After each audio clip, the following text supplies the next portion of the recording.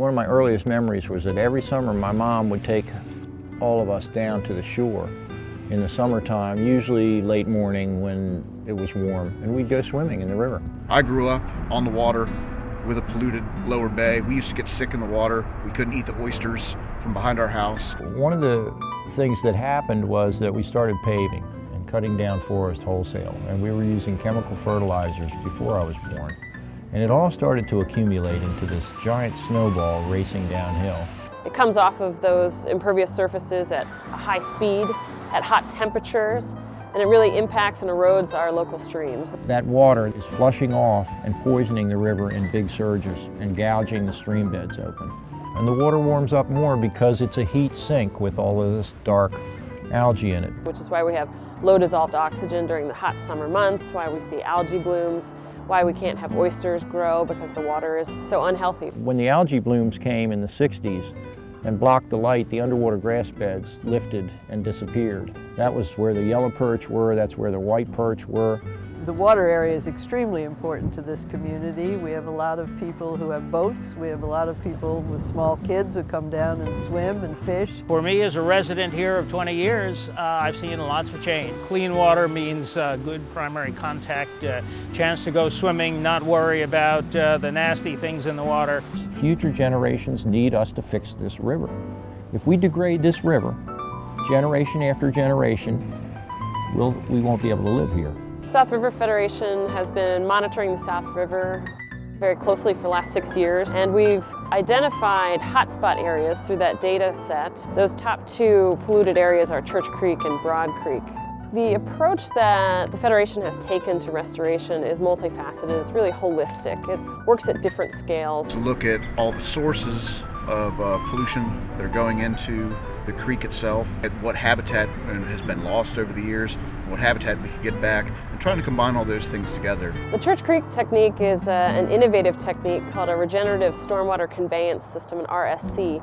And it's basically seeking to take an urban stream and it shaves back the stream banks and reconnects it to the floodplain.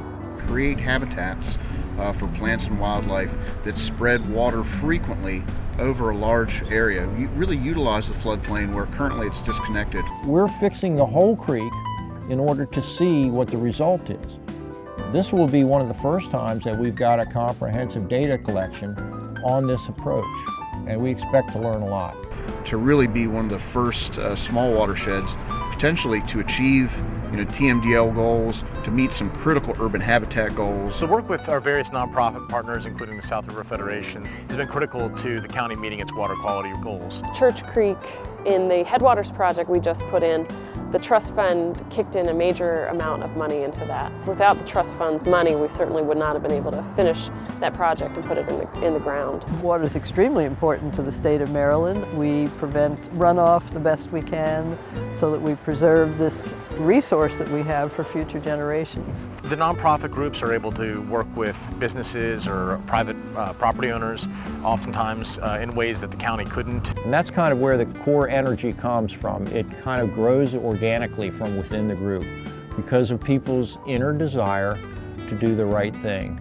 And doing the right thing for the river is something that gratifies everyone. I think there's a transition. We need to think about remainder man, in other words, what we leave for the next generation. Then the next generation needs to be aware of the science, aware of the preferences they have for keeping a resource like this in pristine or at least as good a condition as it is now. It's really about stewardship. In the end, we as a human race have to be good stewards. And that's what we really need to teach. Understanding that all the things that they do on their property, whether it's fertilizing or picking up after their pets, installing rain barrels, installing rain gardens, native plants, any number of things they can do really impact and benefit the South River watershed. What drives me every day to pursue these projects is the legacy.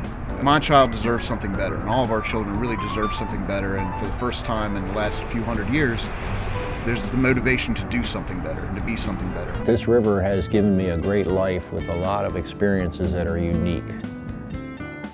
It's a place to really live a real life.